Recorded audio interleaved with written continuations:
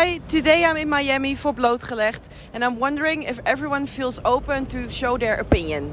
So the first question is, what does freedom of speech mean to you? Freedom of speech to me means the ability to say whatever you want without any repercussions or any bad things happening to you. So you should be able to have whatever political view you want, religious view you want, whatever opinion you want, as long as it's not harming anyone. It just means that I have the ability to express my opinions about any topic at any time.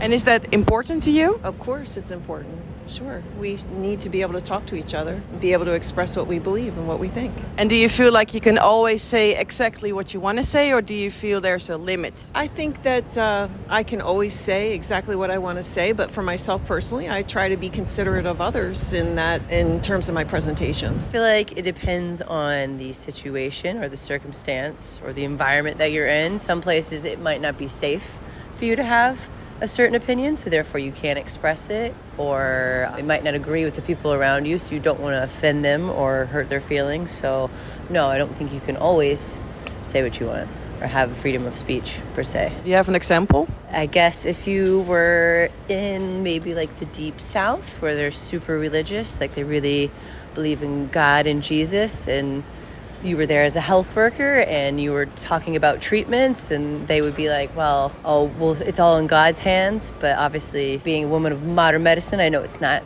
in God's hands, it's in medicine's hands. So sometimes that can be difficult, trying to cross that barrier of between like what you can say to them that's not going to offend them, but also get the results that need to be done. And do you think there are limits in general, like things you just can't say to someone? I think anything that would incite violence, in my opinion, should be limited. But and certainly I'm not a person to use profanity or rude language when trying to talk to someone, certainly not purposeful.